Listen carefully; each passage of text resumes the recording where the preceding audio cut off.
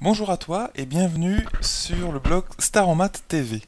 Aujourd'hui, dans cet exercice, nous allons résoudre une équation un petit peu particulière puisqu'elle est à base de fonctions trigonométriques, les fonctions cosinus et sinus. C'est l'équation suivante qu'il faut résoudre. Cosinus x moins racine carrée de 3 fois sinus x égale racine carrée de 2. Et l'exercice te donne une indication et commence par te demander de développer cosinus de x plus pi sur 3. Alors, développer cosinus de x plus pi sur 3, tout de suite, il te faut penser à la formule cosinus de a plus b, que je vais noter à droite ici. Donc cosinus de a plus b, eh bien, c'est égal à cosinus a fois cosinus b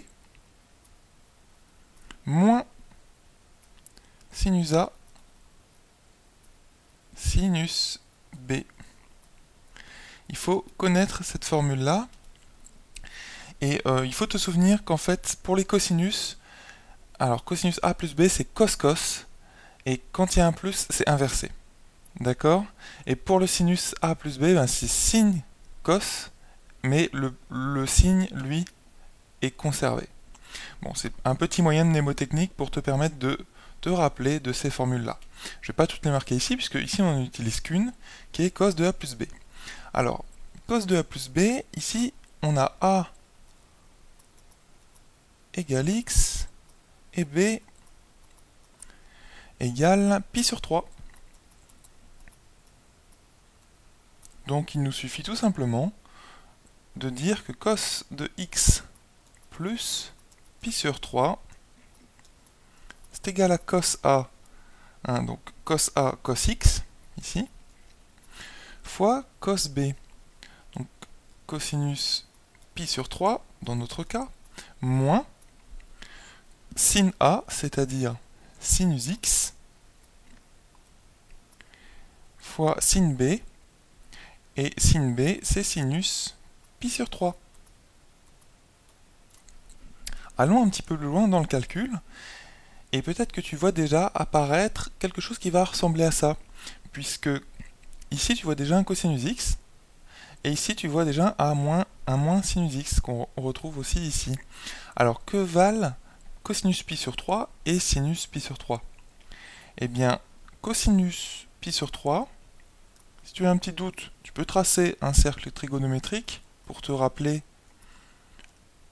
les valeurs classiques, on va dire, des angles connus comme pi sur 3, pi sur 4, pi sur 2. Eh bien, cosinus de pi sur 3, eh bien, c'est 1 demi. Et sinus de pi sur 3, c'est égal à racine carrée de 3 sur 2. Voilà.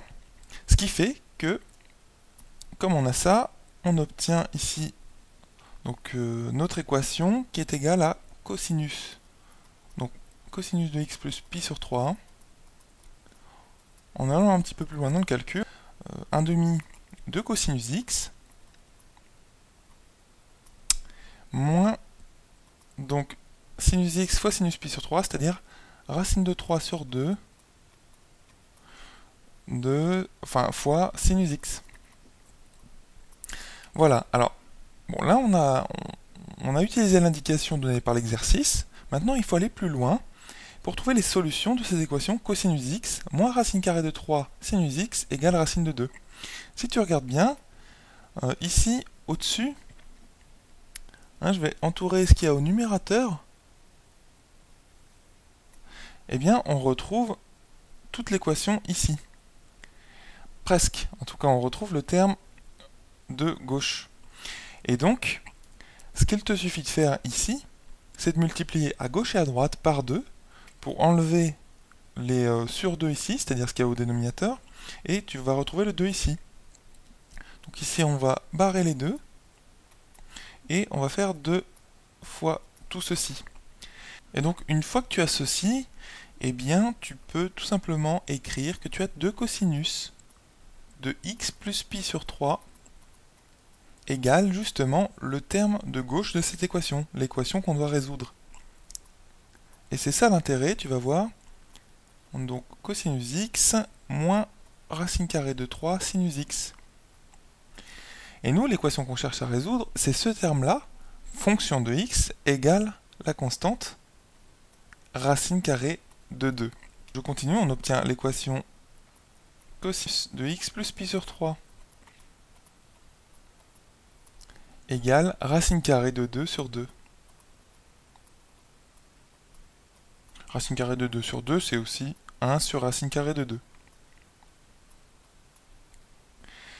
Et cette équation, eh bien, tu peux la résoudre facilement si tu sais que le cosinus de quelque chose fonction de x égale 1 sur racine carrée de 2, eh bien c'est équivalent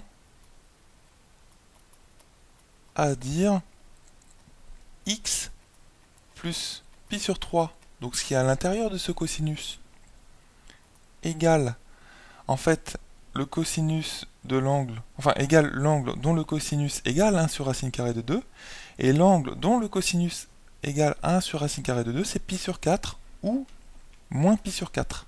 Donc égale pi sur 4 modulo 2pi. Il ne faut jamais oublier le modulo 2pi, puisque tu peux ajouter des tours autant que tu veux.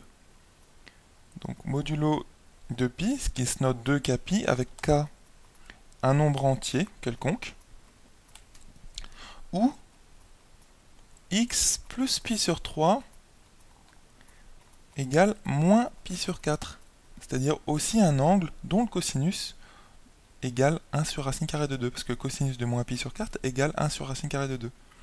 Ou racine carrée de 2 sur 2, tu l'apprends peut-être plus de cette façon-là. Donc, évidemment, toujours modulo de pi. K appartenant à Z. Et ceci, eh bien, c'est équivalent à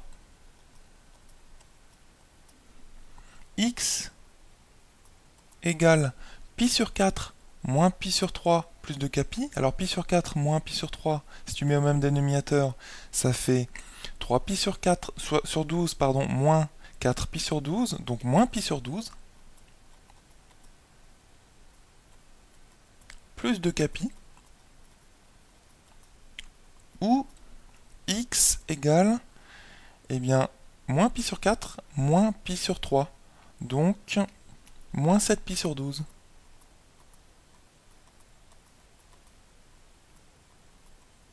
Toujours plus 2kpi. Voilà pour les solutions de cet exercice.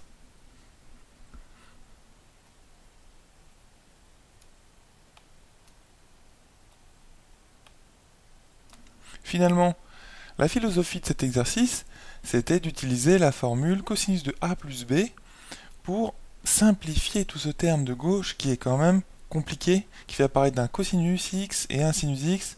Donc tu vois vraiment pas comment résoudre une telle équation quand tu es en première S comme ça.